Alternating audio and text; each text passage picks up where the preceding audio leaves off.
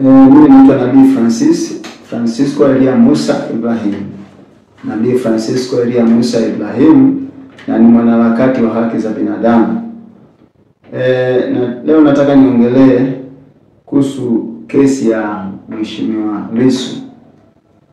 Mheshimiwa Lissu ambaye amefunguliwa kesi ya uhaini kwa gerezani Mkonga.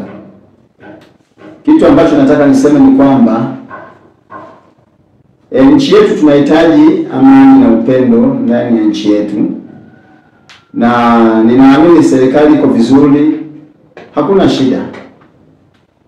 Lakini kuna watendakazi ambao kuacha rais na makamu na waziri mkuu na mawaziri wengine, lakini watendakazi wa chini sana ndio wanaoibua haya mambo, kuleta mtafakuruku katika nchi yetu.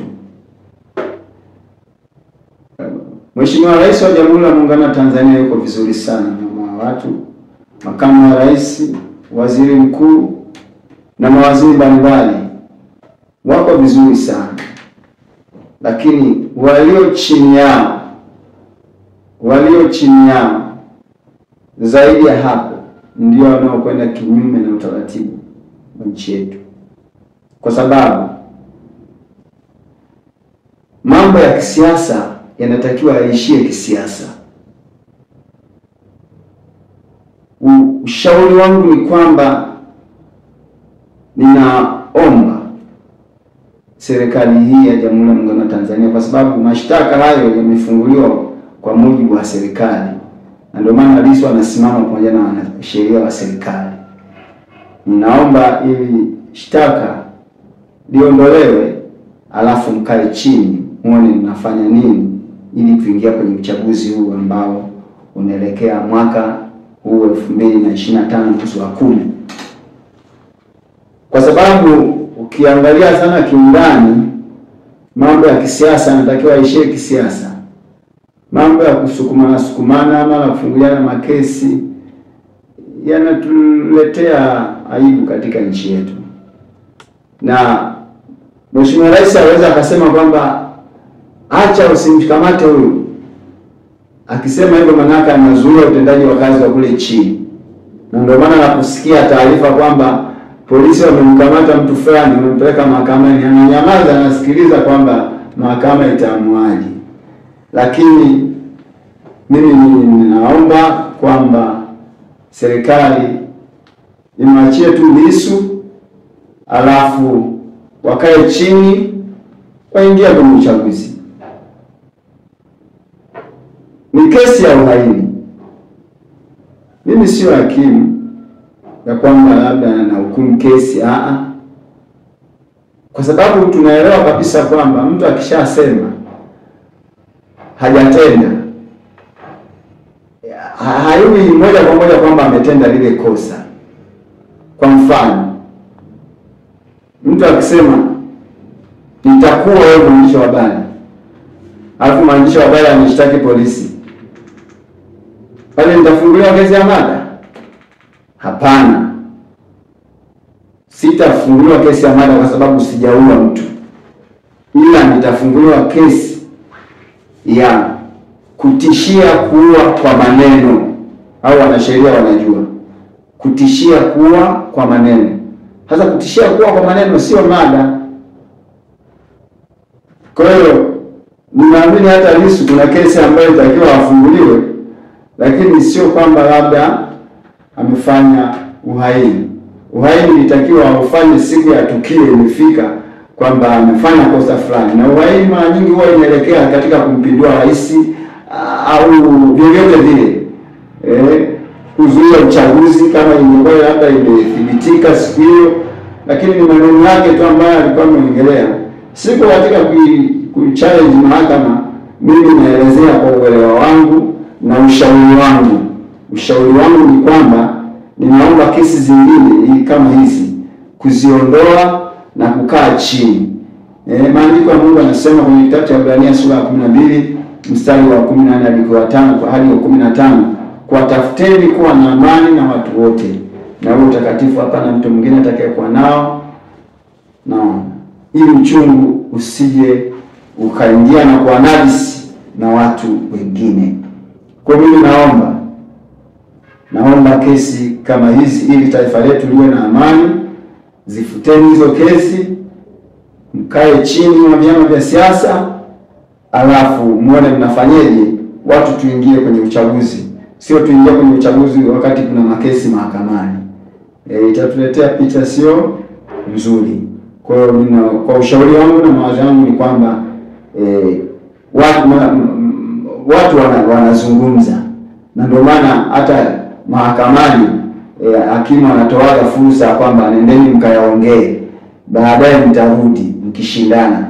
Kwa hiyo hata kesi inaweza kaondolewa ikawekwa pending, kwamba nendeni mkazungumze, baada ya kuzungumza mtatuletea mrejesho mahakamani. Umeona? Kwa hiyo yote hayo yapo, na hata wananchi wote na wanasheria wanajua hayo. Au kufuta moja kwa moja kwamba haturudi tena mahakamani tukakae tumeshapatana. Yote hayo ni mema, na tukizingatia kwamba tuna vyama vya siasa vingi, kila mmoja anaongea hili, Sasa kama utakuwa unasikiliza tu baada amesema hivi kwenye jukwaa la siasa, tayari unachukulia hapo, maana yake inakuwa sio nzuri. Neno ambalo naona sio vema zaidi kwangu ni kwamba kumkashifu mtu, kumtukana rais, au kumkashifu mtu yoyote kwa maneno kupitia njia ya siasa.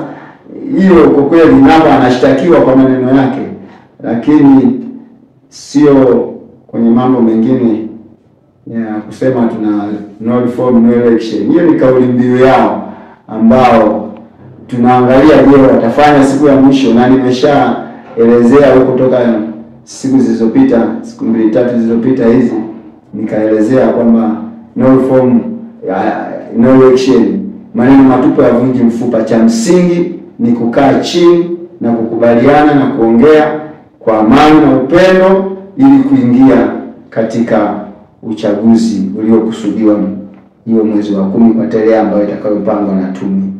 Kwa hiyo mimi yangu ni kwamba ni watu kuwa na amani. Shauri wangu ni kufuta hizo kesi basi, kwa sababu kama Lissu alisema tu ni kitu chepesi. Madam kama angekuwa ameshika bunduki kwamba sasa leo hii napindua nchi, hapo sawa, lakini maneno kesi za maneno zinakuwa ni nyepesi sana za kuzungumzika. Ndio maana nikaweka mfano ya kwamba nikisema wewe fulani nitakuua, au mke wangu nitakuua, nikienda polisi anaweza kushtaki, siwezi kushtakiwa kesi ya mada, nitashtakiwa kutishiwa kuua kwa maneno. Kwa hiyo hapa kwa Lissu ilikuwa ni kesi nyingine tu ambayo sijui wanasheria wanaweza wakapangeje, lakini kwa uhaini yani ni kama inagoma. Mimi sio hakimu, lakini kwa mawazo yangu ni hivyo. Ila naomba tu iwapo kama Lissu alikosea, akukosea, yaondoeni kesi hizo, mkae chini, mkubaliane, amani itawale ndani ya nchi yetu, na Mungu awabariki katika jina la Mungu wetu muumba mbingu na nchi. Amen. Mimi nataka tuongezee tu hapa kusema kwamba Mheshimiwa Rais Samia Suluhu Hassan ni mama mzuri tu, rais wa Jamhuri ya Muungano wa Tanzania. Hana shida na alikuja na foara, lakini foara ile wanaharibu watu wachache walioko chini zaidi. Yaani ukiacha rais, makamu na waziri mkuu na mawaziri wengine, wale wa chini zaidi ndio wanaoharibu. Sasa wanapokuwa wanaharibu ndio wanakuwa wanaizalilisha nchi yetu, kuleta watu nchi yetu kuonekana kwamba inakuwa inawapa tu watu kesi. Hata kwenye vyama vya siasa inawapa tu watu kesi za mdomoni, kama hii ya kusema uhaini, kesi za mdomoni. Kwa hiyo sasa maneno ya kusema fulani nitakupiga, unafungua kesi ya mada, nitakuua, unafungua kesi ya mada. Kwa hiyo ile mimi naona tu kwamba Wale watu wa chini ndio wanaleta picha mbaya katika nchi yetu, kusababisha kwamba mpaka hata mataifa ya nje yanaonekana kwamba uongozi wetu kwamba unakwenda sivyo. Lakini nchi yetu na ina sheria zake, watu wa nje hawawezi kutuingilia. Lakini tuangalie tu upendo upatikane katika haya yote, katika kelele zote na migogoro yote na mambo mengi, mara kupelekana polisi, mara mahakamani. Yote hayo ni ugomvi. Mungu wetu anataka amani na utulivu. Mimi nashauri tu kwamba watu wakae, Lissu wakae pamoja na vyama vyote, kesi iondolewe, watu tuishi kwa furaha na amani, tuingie kwenye uchaguzi salama mwaka huu 2025 mwezi wa 10. Lakini hao watu wengine wanao kamata inaitwa kamata. Sasa hiyo kamata matokeo yake unaambiwa mahakamani hakuna kesi au hauna hatia au na nini. Tayari mimi naona tu kwamba ingetungwa sheria kwamba wale ambao kamata kwamba inapoonekana yule fulani hana hatia, basi nao wao wanashtakiwa, kwa sababu wanakuwa wanakamata bila kuwa na uhakika maalum. Kwa hiyo wanawatesa watu mahabusu, wanakaa, baadaye anatoka yule mtu, alafu inakuwa hakuna hata fidia yoyote. Kwa hiyo mimi nashauri tu kama mtumishi wa Mungu na kwamba naomba amani itawale katika nchi yetu, na Allah ya Mheshimiwa Samia aliyokuwa ameileta iendelee kutenda kazi vizuri. Tanzania yetu sio Tanzania ya kusema, bali ni Tanzania ya amani na furaha na upendo. Na Mungu ambariki Samia Suluhu Hassan na waziri mkuu na makamu wake na mawaziri wote wa nchi hii. Mungu apiganie na serikali yote katika jina la Mungu wetu na mbingu na nchi. Amen.